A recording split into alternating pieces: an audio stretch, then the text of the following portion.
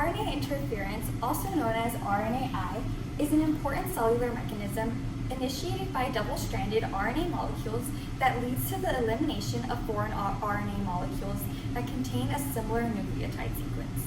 RNAi has become an experimental tool utilized for controlling and preventing the expression of selected genes, also known as gene silencing. This ancient defense mechanism is employed by a wide variety of organisms, such as single-cell fungi, plants, and worms. There are two types of RNA molecules that enable RNAi: microRNAs, also known as miRNA, and small interfering RNAs, also known as siRNA. miRNAs are tiny RNA molecules that are formed from single-stranded RNA precursors to yield a molecule that is approximately 22 nucleotides in length. Together with specialized proteins, miRNA forms an RNA-induced silencing complex, also known as RISC. siRNAs are highly specific double-stranded foreign RNAs cut into fragments that are approximately 22 nucleotides long by a protein called dicer. The siRNA is picked up and unwound by the RISC. One strand is discarded while the other is utilized to seek and eliminate complementary foreign RNA molecules. Now my colleagues will dive deeper into the background and mechanisms of RNAi. Hi guys, I'm Eddie and I'll be talking about the discovery of RNA interference. So RNA interference was discovered by Andrew Fire and Craig C. Mello in their 1990s research on gene expression in nematodes. So they worked with nematodes that had dysfunctional genes that encoded for muscle proteins. So Mello and Fire injected mRNA into the nematodes that encoded for muscle protein production, and they showed no response. So they added antisense RNA, which also had no response. So they decided to inject both antisense RNA and mRNA, which resulted in the nematodes to twitch as a response. So they both knew that that was an odd response because they were working with dysfunctional genes.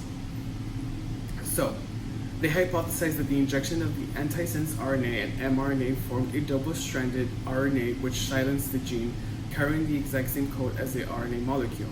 So in their experiment, they injected double-stranded RNA that encoded for a specific protein, and the genes that carried the same code as a double-stranded RNA were silenced, resulting in discovery of RNA interference. Because of the discovery, research can use RNA interference to knock down the production of any proteins in the cell, and also discovered many introns that were once considered junk DNA are responsible for RNA interference. And because of that, it also won a Nobel Prize in 2006 in medicine. Hey guys, so today I'm going to be talking about how RNA interference works and how it's utilized. So this evolutionary endogenous defensive mechanism is a type of gene silencing that regulates gene expression. Now, mRNA contains the amino acid sequence for a protein. Therefore, if there's no mRNA, then there will be no translation and protein development will not proceed. For example, tRNA is a non-coding RNA that contains enzymatic activity. That enzyme, called tRNA aminoacyl synthetase, is highly important because it gets to attach the tRNA with the appropriate amino acid sequence for that protein of interest. Now, mRNA degradation is done by regulatory RNAs. And how it does that is through the use of siRNA, microRNA, and a couple of enzymes involved in that mechanism. As we will see here in the figure, microRNA starts with a pre-existing in the nucleus. However, then it goes through the nuclear pores towards the cytoplasm. In the cytoplasm, that double strand microRNA will become a single mature microRNA. And that microRNA will be taken up by a protein complex called RISC.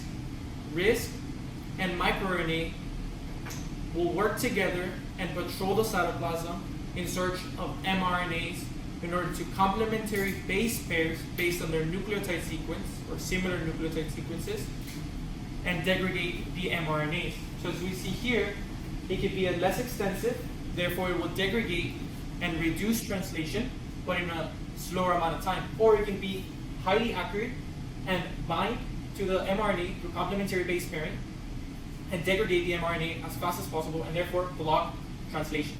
Furthermore, another defensive apparatus is siRNA. siRNA is produced by a double-strand foreign mRNA. That double-strand foreign mRNA will be cleaved by an enzyme called dicer into short fragments of 21 to 22 fragments.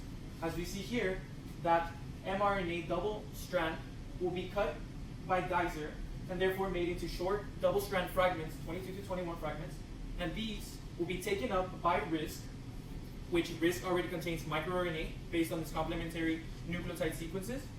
And what it would do is that it will patrol through the cytoplasm, searching for other mRNAs that are available in order to bind with them by complementary base pairing and degrade the mRNA.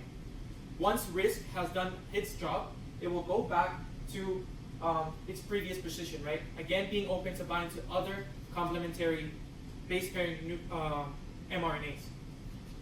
Now, when RISC is taken by mRNA, it will take siRNA as a duplex. However, one of the strands will be broken down by an enzyme called nuclease, while the other will be actually kept in order to search for other mRNAs. This system acts as an adaptive immune response to protect the host cell. Antiviral therapy using RNA interference can be used on retroviruses, which insert RNA into the host cell's cytoplasm, and the RISC complex can go ahead and degrade the foreign RNA before it has a chance to integrate itself into the host genome with reverse transcription and duplicate itself. Synthetic pre-microRNA can be introduced to cultured cells to observe effects of a silenced gene. This is especially useful in genetics and molecular biology. The human genome contains about 3 billion base pairs. The Human Genome Project discovered that 20,000 genes actually encode for proteins. This makes up about 1 to 2% of the 3 billion base pairs. The rest are non-coding proteins. And although these genes don't encode for proteins, they are implicated in complex regulatory mechanisms. MicroRNA regulates cellular apoptosis or programmed cell death, immune cell proliferation or production. Abnormal microRNA has been indicated in inflammatory disorders such as rheumatoid arthritis, lupus, and inflammatory cancers. Literature has also found that microRNA also regulates metabolism. And gene-specific therapies are currently being explored in the field of biomedicine. We still have a lot to learn.